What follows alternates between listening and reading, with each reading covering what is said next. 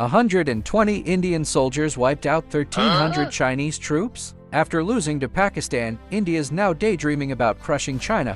Next month, a new film 120 Bahadur hits theaters. Labeled an anti-China fantasy, its trailer claims the Indian army caused 10 times more Chinese casualties. But real war records tell a different story. The Chinese army finished the battle in just 1 hour and 40 minutes, wiping out 141 Indian troops and losing 21 of its own. Such wild fiction isn't new in India's anti-China blockbusters. Let's talk about this. India's been sipping this toxic soup for over 60 years. Since the 1960 border war, India has made over a dozen films on it, basically a timeline of distortion. The first one, Hakikat Justice, was called a cultural document, but it twisted facts. It ignored India's 1962 forward policy provocations and instead painted India as a helpless victim.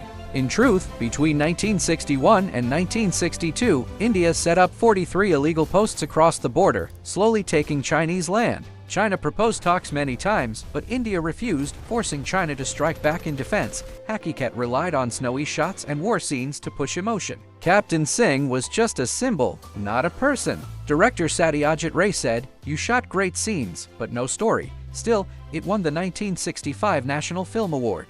After the 2017 Doklam standoff, nationalism soared. Audiences wanted victory stories, but Tubalite told a peace tale its slow-witted hero saves a Chinese girl. People called it pro-China, and it flopped. Salman Khan even paid losses himself. That failure marked the shift from realism to full-on fantasy. The 2018 film Captain Yoginder Singh remade Hakikat but went overboard, turning soldiers into supermen. The hero leads 20 men who wipe out whole Chinese units, even killing hundreds alone. Then 72 Hours, Martyr Who Never Died 2019 went crazier. A soldier kills 300 Chinese troops and his ghost scares off more. Fans even built him a shrine. Fantasy and fanaticism merged. These films exaggerate heroes, fuel hate, and show bias. Early ones still wrestled with history. After 2020, Galwan Valley movies just became propaganda tools.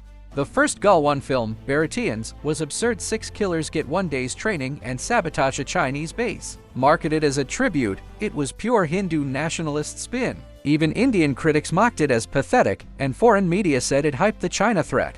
Ironically, Salman Khan, once mocked for peace roles, now plays a war hero in Battle of Galwan Valley. His bloody poster read, "Cruel battles at 15,000 feet above sea level, with no guns or ammunition." Millions liked it, but critics say it cashes in on nationalism. One comment nailed it: patriotism is just business. 60 years of anti-China fantasies show a shift from tragic losses to fake victories. It's India's way of boosting morale through exaggeration and denial, less about history, more about self-comfort. These dramas stick to 3 tricks. Hero worship.